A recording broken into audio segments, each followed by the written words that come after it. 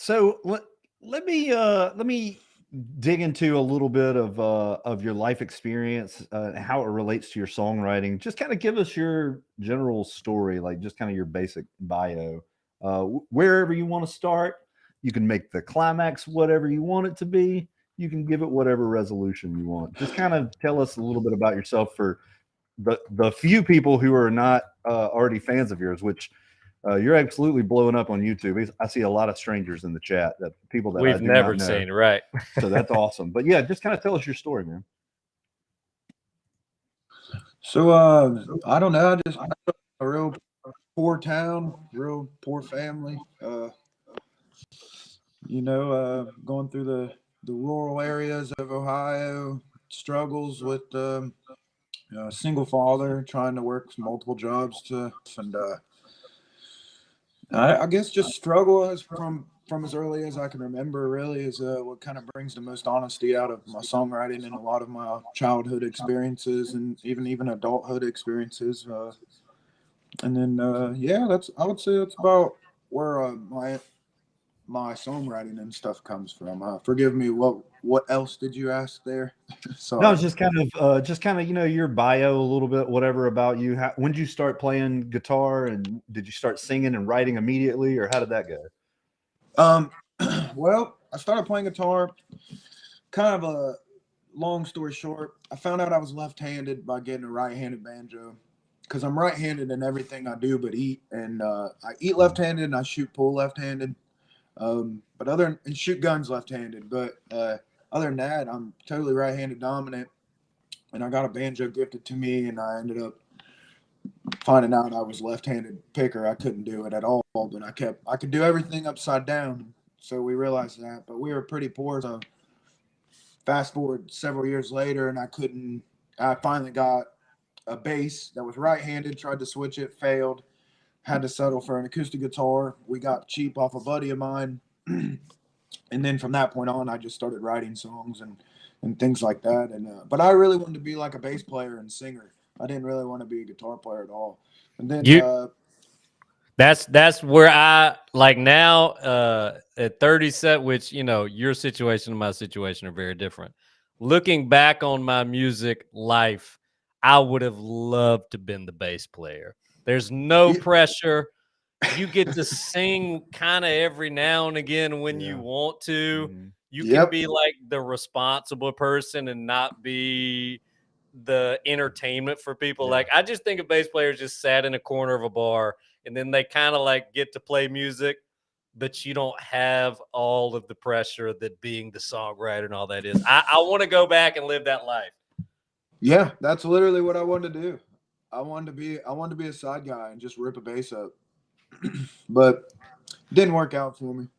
Yeah, you and your songwriting abilities and mine are a little bit different, so you don't get to play that card. It's kind of like I was watching a video of a very handsome guy, and he was kind of a little more overweight for like really handsome people, and he was calling himself fat.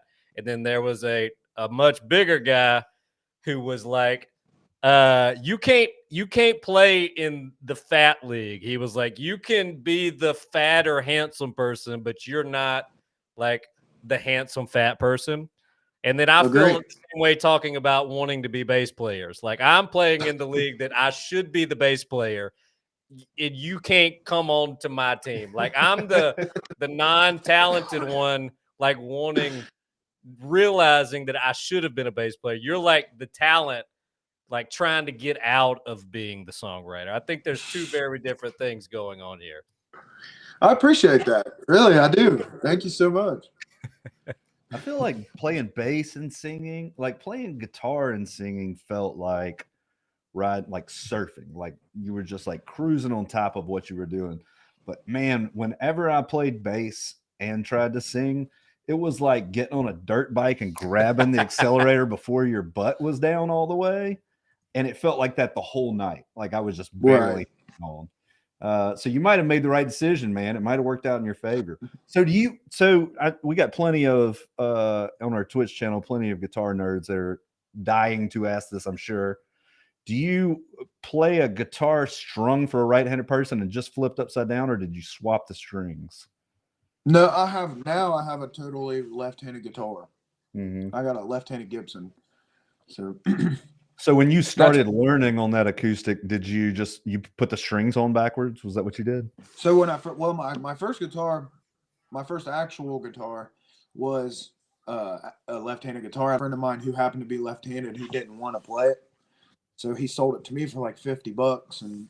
But I actually had learned all my major chords upside down, so I could play a right-handed guitar Mm-hmm. with just all basic major chords and Mm-hmm. right-handed guitar left-handed, really. But it gets pretty dicey when I start trying to do intricate things and stuff like that. So. Yeah, for sure, man. That's impressive that you're learning to be even. able to learn guitar backwards. I cannot. The books are not made for you to learn guitar backwards. You got to figure it out. My Meemaw gave me a book when I was 15 for Christmas, and I literally learned it backwards for the first like 2 weeks. But I just sucked at it. You were like, I'm gonna get amazing at this. It sounded like it's supposed to sound when it's upside down. It's true. It's true. That's okay. That's all right. So I appreciate you guys. So you're playing a Gibson now. What model are you playing? I got a J45 Studio. I have heard it's that like guitar. A cheaper version of the standard. I love it. It's my favorite guitar I've ever owned in my life. Nice, man. I don't know if you would agree with this next thing that I'm going to say, but for someone who is finding so much, gaining so much traction on the internet with, your videos on YouTube and Facebook are getting so many views. And for somebody who's put out so little music, I think there's 4 or 5 songs that I've seen on Spotify. I don't know how many there are, but tell me a little bit about how this past couple of years has been for you. How just that seeing it get to hasn't it got to like almost 1 million views on Facebook, which is just incredible. How is it go, man? It's wild. It's I've pretty much been building completely organically by going out on the road with artists and playing my own shows and stuff. But and I thought I had a pretty decent following then, but man, this is crazy. And I'm also the type of person that I'm very grateful for people who like me.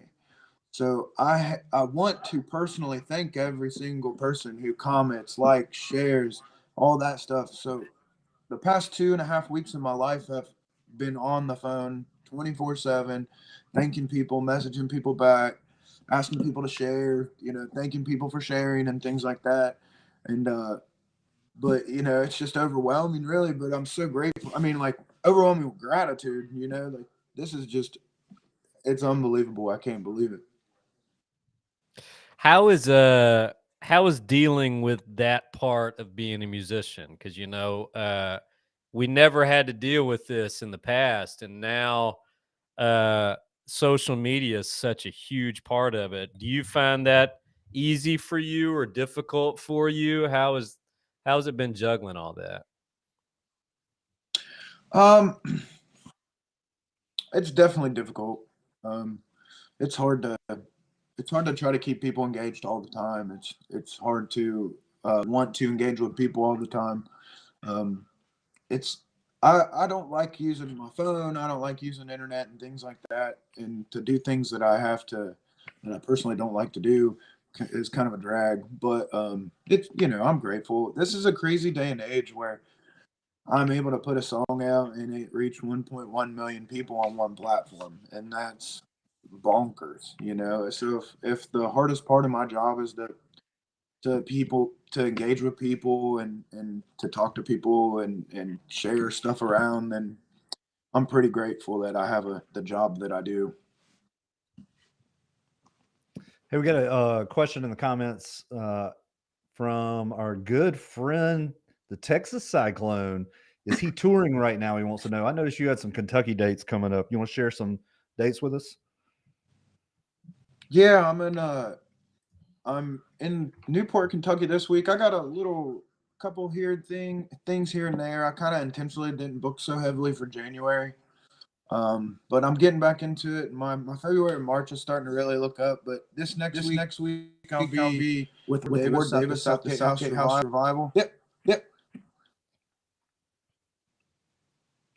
And then I'll be what's the I can't remember. New Haven, Kentucky. That one's gonna be great. It's a songwriter fest. It's a bunch of people that are gonna be sitting up there just singing songs. Some of my favorite songwriters in the scene.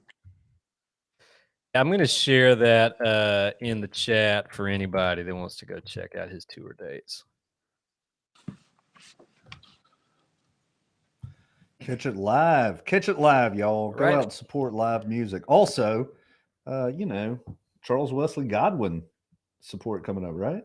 Yeah. In Newport on February 3rd. Yep. Friend of the show, Charles Wesley Godwin. Barely.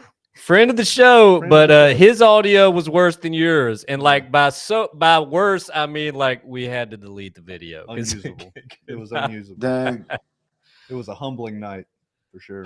All right, man. Let's get into some of let's get into talking about some of your songs, guys. That are everybody in the chat. It's kind of hard for me to pay attention to everything, so we're trying to get y'all's comments in too. But do you want to start off with the one you want to talk about? Yeah, so we've been listening to a little bit of your music. We want to do this video. I think this is like from just over a year ago of the song "Okay," one of your originals, right? Yeah. We're just going to listen to a little bit of this part of the song. Basically, for new folks, we're going to listen to little lyrics of the songs that we might have questions about or that we just kind of want to talk about. So this first one's from Okay. Hopefully this audio is going to work. Health ain't my problem. I've been destined for this. It ain't the reason why I've been losing. It's all of these issues in my life that I face. It isn't what you think's been killing me. Okay. So kind of one of the things we do here when we dive into lyrics is like if I was going to ask you to say exactly what the narrator of that song is trying to say, but you can say it without having to be lyrical about it, without having to use any metaphor and just say it directly. Like, can you kind of give us the perspective of just kind of these lyrics? Health ain't my problem. I've been destined for this.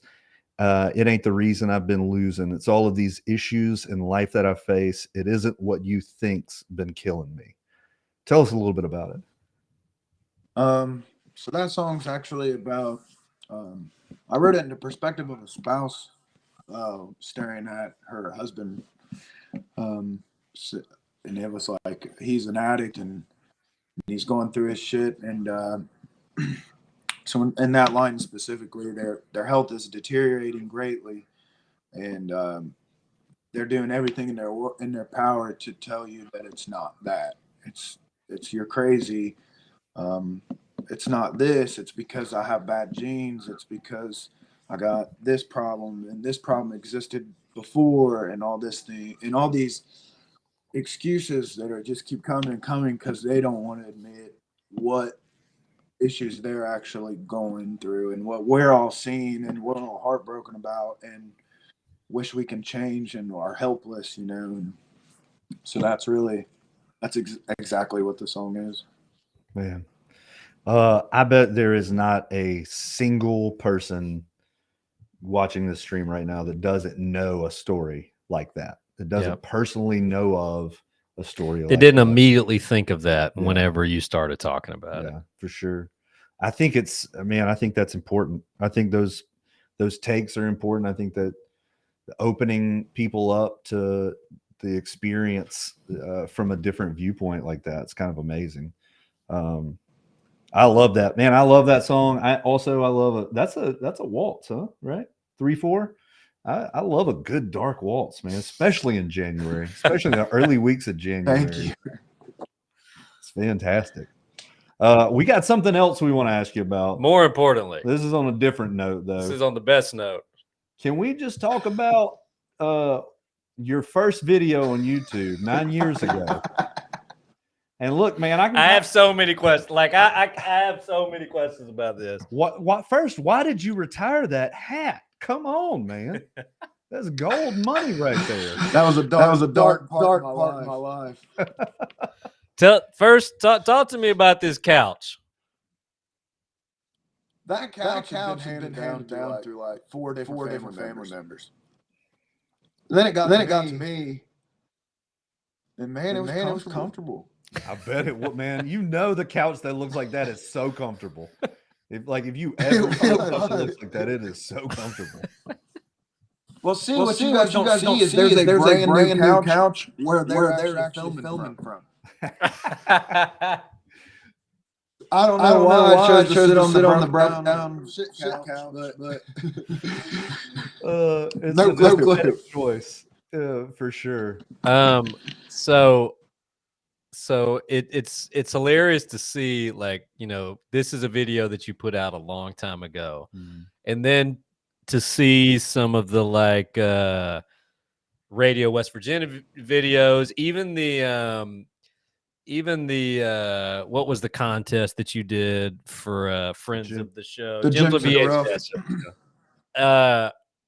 So what's kind of your journey with video been? Because, you know, that's just some of the videos that you've shot recently have been so beautiful. What was it like working with those folks, and how much do you enjoy that?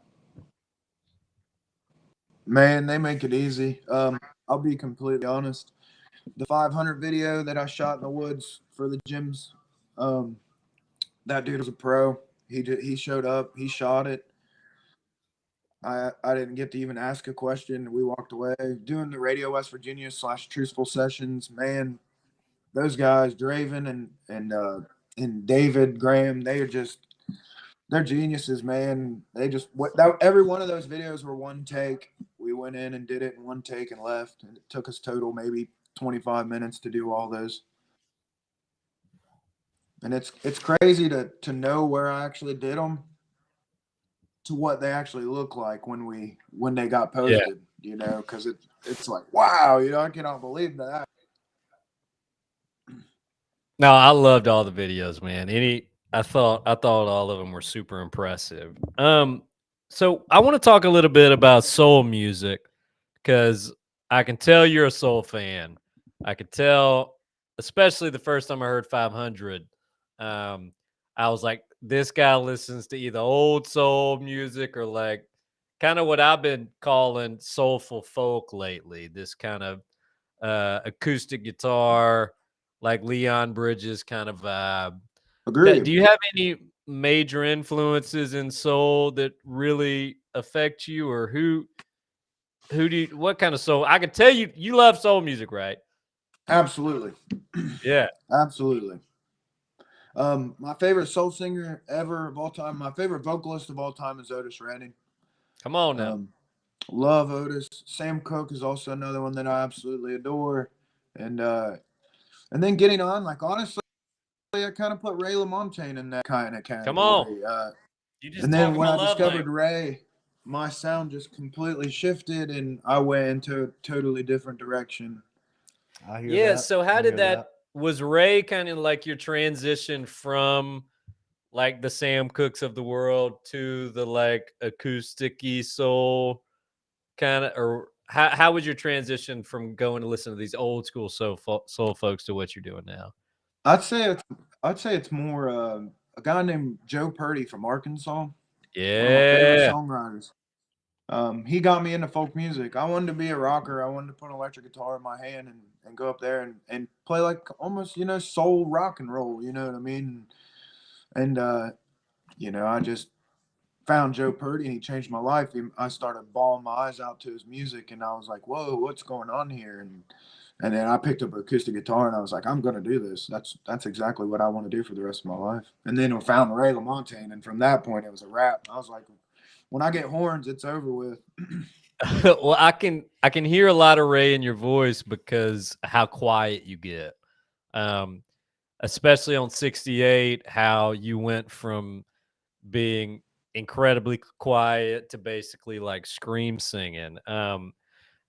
What I personally, first off, I think you're an incredible singer. I think your Thank vocals you. are incredible. I'm a vocal heavy songwriter guy. Like all these guys that can like slay on guitar, I'm like cool, but like give me a guy that can sing like you. Um, where did you learn to have your dynamics be so extreme? Because on one song you can go from almost whispering to like screaming at the camera. Were there any influences that led you there, or how did that happen? Yeah, actually, uh, the hat I'm wearing in that video that a lot of people keep asking about, it's got two squares on it. It's actually like a kind of like an emo band from New Jersey. Their name's Pine Grove. And what I fell in love with that band is the dynamics that they use. He goes from quite literally barely able to hear them to screaming at you all within, but not yet, not like screaming, but like singing, yelling, like kind of like what I try to do. And that right there, the dynamics is what really pulled me in. And people like Gregory and Isakov, they have such great dynamics in their songwriting. Yep. Even Tyler Childers. Tyler Childers has such a unique dynamic that I don't feel like that genre had heard much. And then when he come out, you know, he has that, he can yell at you, but he can sing the prettiest singing voice you ever heard in your life all in the same time. And I just love that. And that, to me, I love to feel a song just as much as I love to hear the song. You know what I mean? I want to I want to be able to feel what you're saying without even listening to lyrics. So I think that's where I kind of really threw my own music and put my own twist on. Like I want to write really heavy lyrics with really heavy dynamics. That's one of my favorite things about you. We listen to a lot of acoustic songs with beards, and one thing that I personally miss, because I'm a band fan and I like a lot of dynamics, and one thing that I miss a lot is just that kind of like flat line through the song and I can respect it too and I can feel it, but I guess I'm just a big old drama queen and I just want somebody to punch me in the face with some Absolutely. dynamics. So I love that about your music. And do you have a lot of I hear a lot of the way that you sing, like not punk influences, but what were some kind of non-Americana or country influences that you had that also, because I hear it used to play like in an indie rock band. I'm hearing some kind of that kind of vibes too, or not really? Honestly, like I said, I wanted to be more of a, like I was super into grunge my whole life. I loved Alice in Chains. I love Nirvana. I love Dinosaur Jr. I love just that entire West Coast. Really, it's really genreless. They're all totally different. But I grew up listening to that type of stuff. I grew up listening to the Grateful, classic rock, and then into more of like the grunge stuff. And then I actually personally kind of went into that indie rock scene. Yeah, that's kind of where I led myself. My family not so much. But I put myself into that, and then that's where it all kind of started coming together for me. And I love the fact, actually, a lot of people have been saying like, "Oh, this is Appalachia emo," and I'm like, "Yeah, I mean, kind of is, yeah." That one melody where it's like da, da, da, da, da, da, da, da, da, da, da. It just reminded me so much. I was like, this guy is singing in an indie rock band, like guaranteed.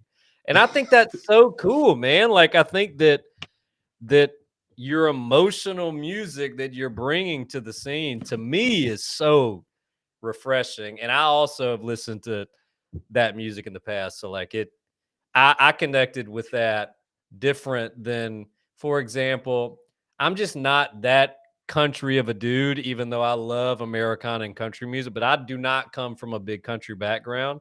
And so there's a lot of like really traditional country styles of music that don't affect me the same way that some of the music like that I grew up listening. So I just thought it was a really cool, refreshing touch on the genre. So thanks for bringing that. Somebody just showed up in the chat. Friend of the channel, Jonathan Payton.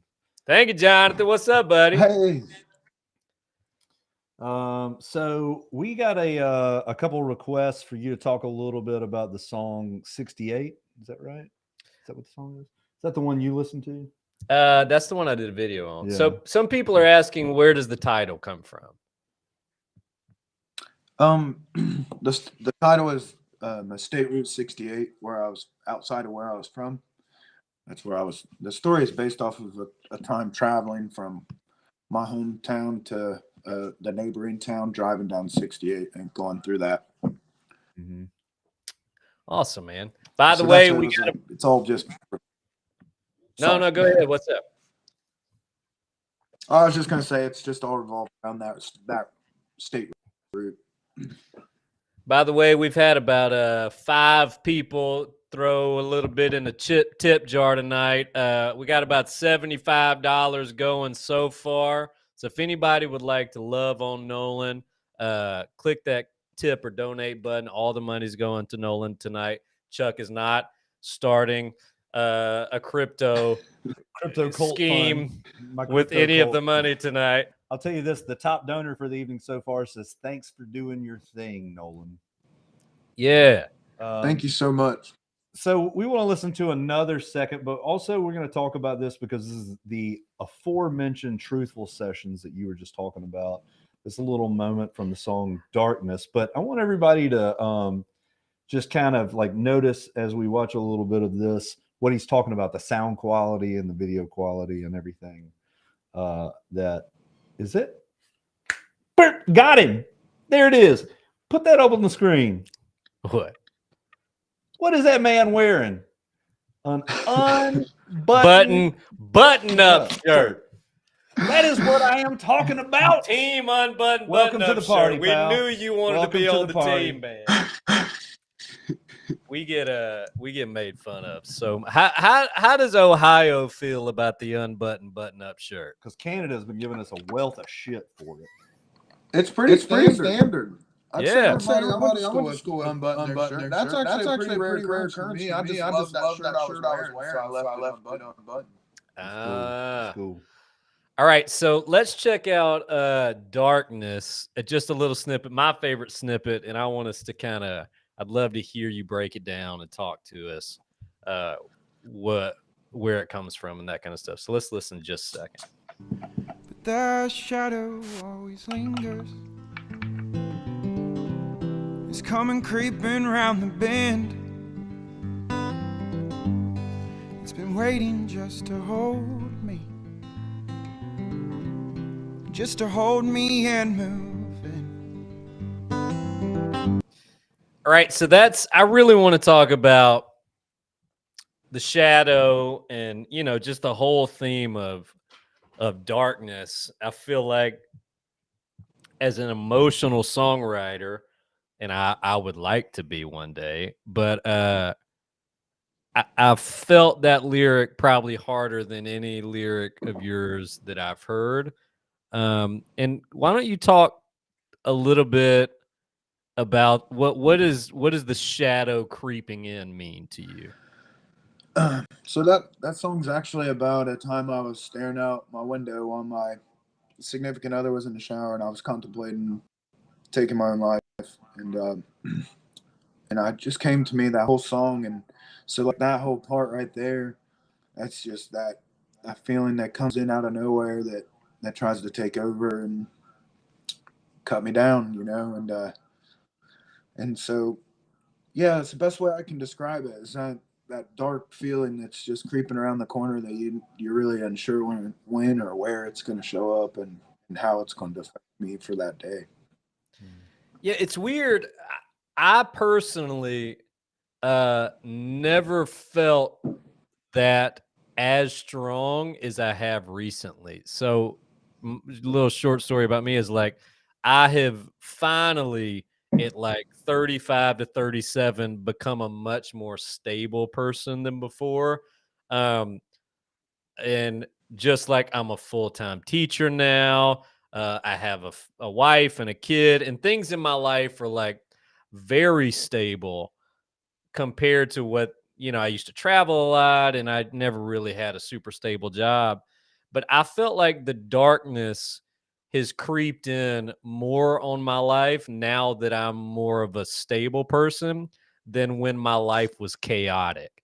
And I feel like my biggest fear is that I finally have things going really well, and that's when I feel that shadow like really coming after me. Um, when are some of the moments in your life that you've just felt that shadow like all over you? Was there a specific moment that you can remember that you felt like it was overwhelming, or what was there a moment that led you to write about this song? What exactly do you remember? It's really just been something that I've dealt with forever, and I always thought it was normal, and I always just thought that that's what people thought. You know, life sucks, and you get down, and sometimes it lasts for months, and you don't really want to live anymore and stuff. And then when becoming an adult and branching out and getting away from my small town and doing other things, I start hearing more talk about mental health and working on things like that. And I'm like, dang, like that isn't normal. No one I know really thinks about this all the time. And so really, it's just been kind of a lingering feeling my entire existence, as far as I can remember. Maybe not like 5 years old, but as far as I become accountable, I reckon.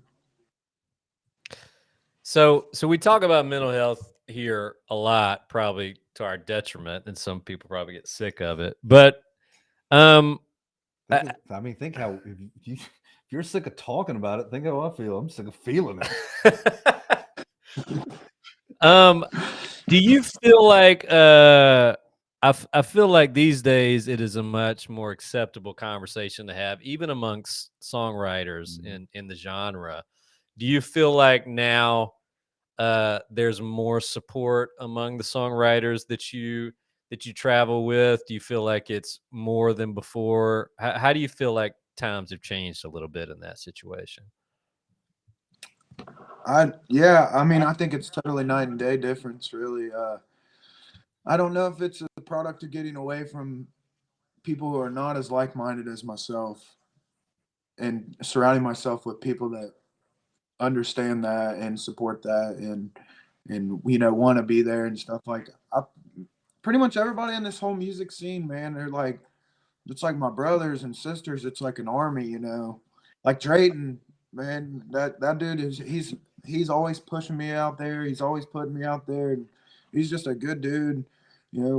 Just literally everybody. Logan Halstead's one of my best friends in this world. I love him to death, and like I couldn't imagine not being able to come to them and talk about these things and stuff like that. So yeah, I don't know. I don't know if it's a product of just getting away from my area and getting into where I, with people that I love and respect and stuff like that, or if it's more acceptable. But I would like to feel that it's more acceptable.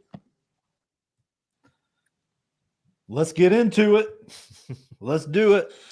We've talked about our feelings, which means we have to then turn around and talk about the facts, right? Because facts aren't feelings. So let's start with you. Here we go. This week's Chuckhold. Dust off the old what's the word I want to use? Bullshit cannon. Here we go. We got to be honest with ourselves, though, about how we're feeling, right? Like when we're feeling that way, it's always important to not feel shitty about feeling shitty, because you're just making yourself feel more shitty. I would like to point out that in the past few years, not only has your life completely changed, which is enough to give everybody like a little bit of a weird darkness creeping in, but you've gotten older, and it's tough to overestimate just how your body changes as it gets older. Your brain chemistry changes as you get older, but also we have been through a once in a century pandemic. Yeah. And you're a teacher. Yeah. And you're a failed musician. That's enough to drive anybody crazy. I'm telling you, I'm real good at being a failed musician. That is the last thing that gets me down.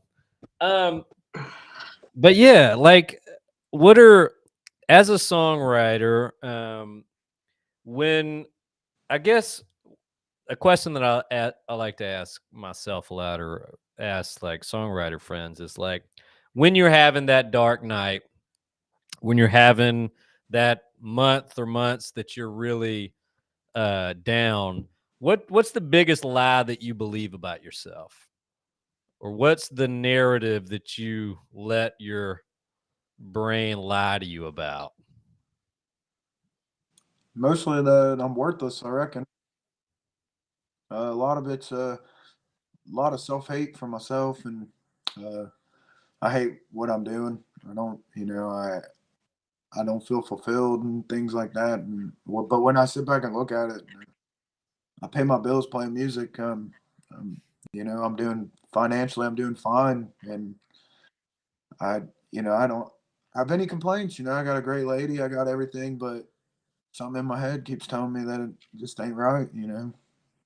Yeah, people fail to understand that it's not always your situation. I saw somebody in the chat said that Popcorn 80 says people with tough lives have that thought too often, but we're not alone. Talking about ending your life when you're feeling in those dark times, but a lot of times it's not just life being tough. Sometimes it's just like the way the seasons change. It just happens to you, and it happens Yeah. to some people more than it happens to other people. Some people have no idea what I'm talking about when I tell them what I'm going through, but sometimes it just happens, and you have to give yourself grace in those times for sure. I pulled out the soapbox again. Go on. Here we've done it again. My my question that I have is that so many people think that when a musician finds success that it fixes everything. Like you get 1 million views on Facebook, or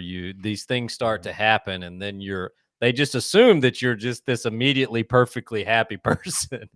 Have you found yourself feeling more worthless or less worthless with what's going on lately? About the same, Mm. honestly. It's I don't know if there'll ever be a amount of accomplishments I can do to really combat it. Yeah. I think that's, exactly like what you're saying is what we kind of address in a weird way, maybe from the other side of it, of like, hey, there's this idea that a certain amount of success, you think of what you want, and then you think past that point, your life will be good, right? Everything will be fine, things will be fixed. But like the truth is, there's not like a magic formula for success that's going to take you past that point. The only thing that takes you past that point is doing the work, is like digging in, doing what you need to do to take care of yourself. And you could be the next person dating Pete Davidson and you still wouldn't be happy. It would still be because you got it, because what's going on is going on with you. It's not going on with your success or your failures. Like it's inside of you. It's got to be dealt with. I couldn't agree So, anymore. are you a therapy guy? I've gone to therapy a few times. It's a little expensive for me nowadays, but Same. I'm hoping to get back to that. Yeah, I am also on a hiatus from my therapist. I think that we reached a point where it was like I needed to make some decisions I wasn't ready to make yet, and until I did that, we were going to have the same meeting every month, and I was just going to be paying to repeat the same meeting.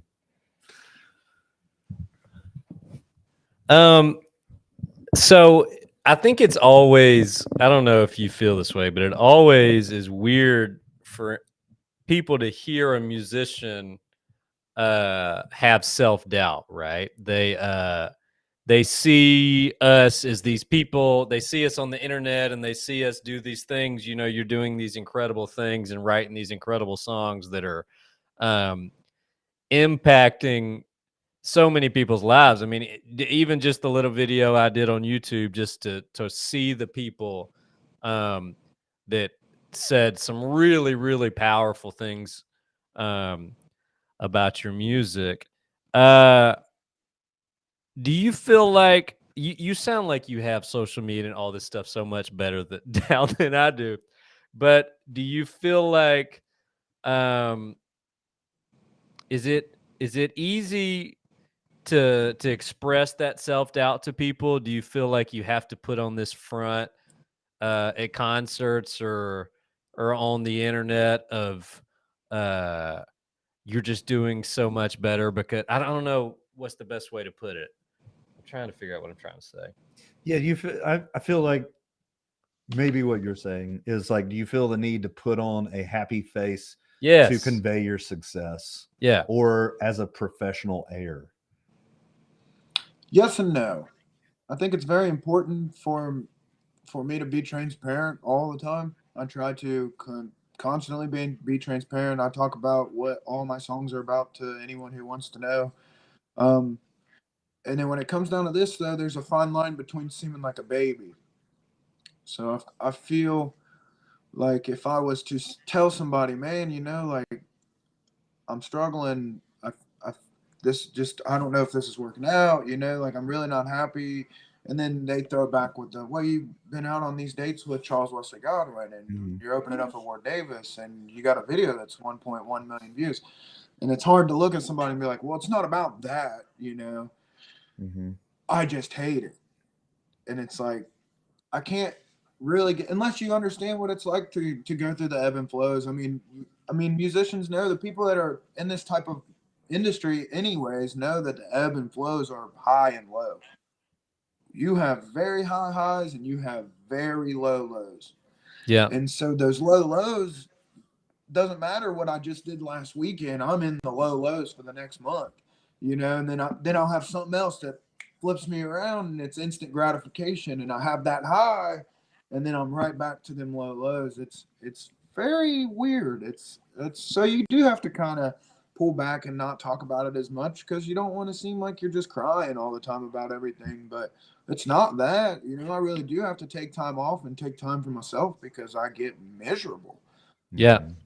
Yeah, I can imagine, for sure. What? There's nothing worse than being depressed on the road, man. Being depressed on the tough, road. It's a Being tough sick on the road place sucks. to but be depressed. People are like, "Oh, you're sick." When you're depressed on the road, nobody's like, "Oh, he's really going through something." They're just usually like, "What's he upset about?" Didn't he have a sold out concert? Surely. Yep. What are your biggest highs so far? What are some of your favorite moments that you've had?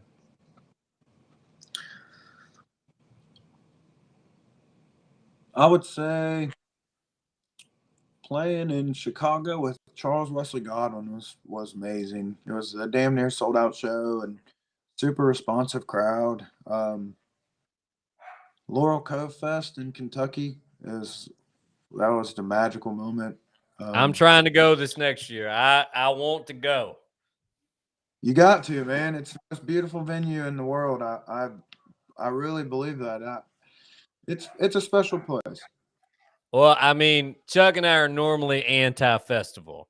And so like I'm not the biggest festival fan. I would much rather especially go see like smaller songwriters that are playing to 20 people compared to like an all-day thing. But it's one of the few places that I've looked at and I've been like, but like all of those folks I really like. And it doesn't seem to have that just like massive festival feel to it, right? It doesn't. It's like you're just there with a bunch of people that you've known for years. And I'm not a huge festival fan myself. Being the type of musician I am, I'd rather be in a room of 20 people that you can hear a pin drop. But something about Laurel Cove, I'm gonna play as much as I can, as much as they'll have me. Nice. Chuck would hate Laurel Cove Fest. I don't know, man. I like to say I prefer to be on only one side of the security barricade. I don't want to be on the other. If it has a security barricade, I need to be on the least populated side of that security barricade. I get you there.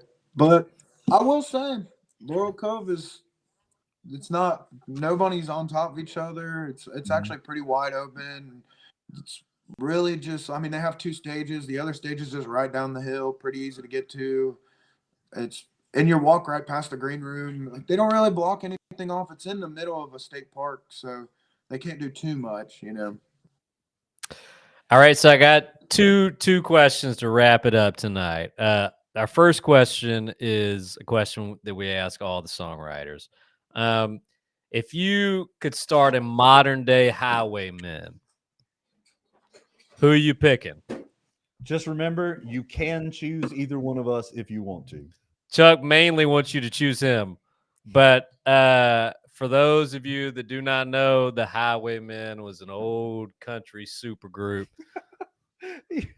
You're like, for those of you who don't know, They're when like- you're explaining the Highwaymen. Explain the game, man. Don't explain the Highwaymen. I'm just, we got a lot of like 19-year-olds watching this thing. They don't know the Highwaymen. The first thing they know how to do is Google. I, in class today, sang the line, "Don't go chasing," and none of my students knew it was Waterfalls. Yeah. None of them. Yeah. Wow. So I just expect nothing from young people these That's days. crazy. I just feel like I at least had to explain. But who, if you could pick and you can be in it, or you don't have to be in it. Now let's make him be. He's got to be in it. All right. Okay, you Yeah, only get to Mr. choose 3. Then. Mr. Self-Doubt, you have to put yourself in the band. Who's your other 3 that you got in your modern highwayman? I'm going with if it's me, I'm going me, Logan Halstead,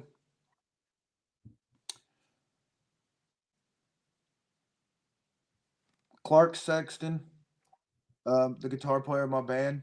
Come on now. I think he's like one of the most underrated talents in the world. That is what Chuck is also my guitar. That is what he wanted me to do when I was picking my highwayman, but I did not do that, and he has never let me live that down. And who's your And fourth? I'm gonna have to throw Drayton on that one. There it is. All right. Sheila called it. All right. Sheila called it. All right. Are you playing bass? Logan. No, Clark. Clark's playing bass. Best bass player I've ever met in my life. He's just gonna play all the instruments, and the rest of you guys just sing, right? He can. He's unbelievable. All right, that's a good 4. I know 2 of those 4. You got any other question before I ask one last question? That are we asking the question? I The guess so. geography question. I guess. I think it's like going to be no contest. But How close is Ohio to Kansas? How far away is Ohio from Kansas? Far. it's not the geography. Is it far? Yeah, it's far. Ohio's the last state of the Midwest. So you got to go through Indiana, Illinois. It's like you got to then go down south and then, get to Kansas, 2 states over. Missouri, then to Kansas. Gotcha. It's cold as hell in Ohio. I know. All right. So we had this debate, right? Is this your question? No. Is the debate You question? take it there. So here's the question. It seems like a no-brainer because of who you've listed so far. But our main debate is, and maybe you can just weigh in on why Burt is right here. Yes. Who today is kind of the biggest state when it comes to country songwriting? Is it Texas or is it Kentucky? And we'll give you West Virginia as part of Kentucky. Or you can throw any state. If you're feeling that Ohio squad, I know you're close to the Cincinnati folks. Oklahoma has had a strong showing in the past. What's your favorite songwriting state from modern songwriters? Kentucky. Come on now. There it is. I mean, it's There it is. not It's even just- a debate. yep, It's yep. not even a debate. Mhm. It's not a debate. Anybody that thinks Yeah. it's a debate is wrong. Well, he can see it from his back porch. Literally. Yeah. I actually live in Kentucky now.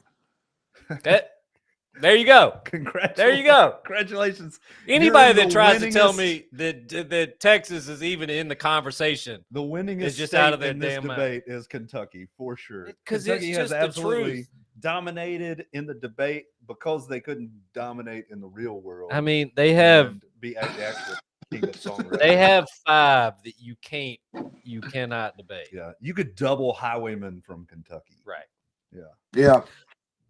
Well, here's a question I got. Then we're gonna let you go, buddy. By the way, if anybody would like You can donate, tip a little money to Nolan for hanging out with us tonight. All the money's going to him and not to Chuck's OnlyFans.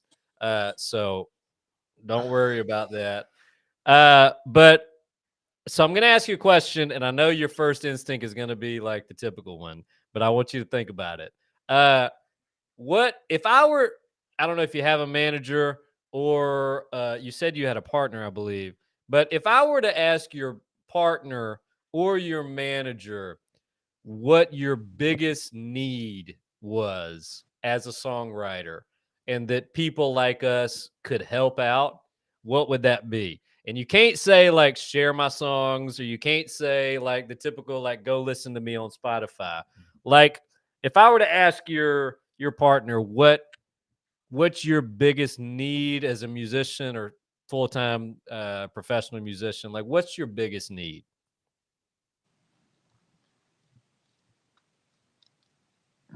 That's a good question. Because What would because we always respond with the like share my music and all that kind of stuff. But what if I knew a community of people that loved to support songwriters and we could actually do some help? What would that be? Would that I'm not even gonna give any ideas. I just want to hear it.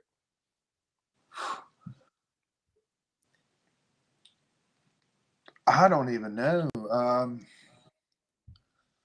Brown M&M, somebody said. I don't know. That's a tough one. That's a hard one for me to answer because I don't want to go with any physical thing because I don't ever ask any. Like I would never want anything. Like I want to gain everything myself. You know what I'm saying? So like Yeah. for physical things, that would be a tough thing for me. Yeah. Other than an exposure, I don't know. Opening slots, like giving me opportunities. Okay. Giving him, how can we give him opportunities? Which, that's the crappy thing about being a kind of small platform. Like I wish I had 1 million subscribers, not because of anything other than to just be able to find new songwriters like you and then like do things for you. Be like, let me get you on this tour. Okay, songwriting slots, or I mean like opening slots. Okay. I'm gonna rally the troops and see. We'll see what we can do. I No appreciate problem. you. Thank you so much. Very motivated music fans that we stay in touch with. Well, because here's the deal. The main reason I had this platform is to celebrate people like you. And the problem is that I'll ask songwriters how can I actually help? Not like what most people do, but like how I want to figure out how to help songwriters in like a very practical and powerful way. Obviously, anybody that gives anybody exposure is great, but like I'm trying to think of how we as a community can help folks like you. So I love that idea, and I'm going to try to really think about how we can, as a community, can help songwriters in that way. And another plug, if you haven't yet, hit that tip link in the chat. All of tonight's tips are going to Nolan Taylor, and he will be grateful to have that support on the road for sure. Also, got some pretty cool merch on the website. What's your website? Yeah. What's your web address? You can link it there. NolanTaylorMusic.com. Yeah. I'm gonna need that hat though. Yeah, that is a cool hat. It looks like a hat that you would wear, Nolan. Do you have one? Do you wear your own hat? It actually is. The same exact brand of a hat I already own. Mm-hmm. Yep. I dig your personal style, man. You do it well, especially when you unbutton the button-ups. Yeah, get back on that unbuttoned button-up train. All right, one last question I'm gonna ask you before we leave, and then I'll let you go. What's a question you wished I would have asked you, or is there a topic that you wish we could have talked about?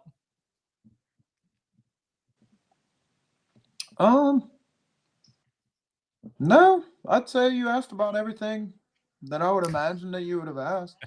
Actually threw a couple curveballs at me. Really, he threw a couple that I would never really imagine. Like that last one. What can you do to help? Like, what could anybody do as a songwriter to help? That's not something I'm used to answering. We kind of do that for our own entertainment, just to watch you fumble around and see what you. But I'll tell you what, if you're like going to some town and you're like reaching out and you're like, hey, we don't have any place to stay in this town. Anybody know of a place we can stay? Hit us up. We got some guys who specialize in helping out in that area.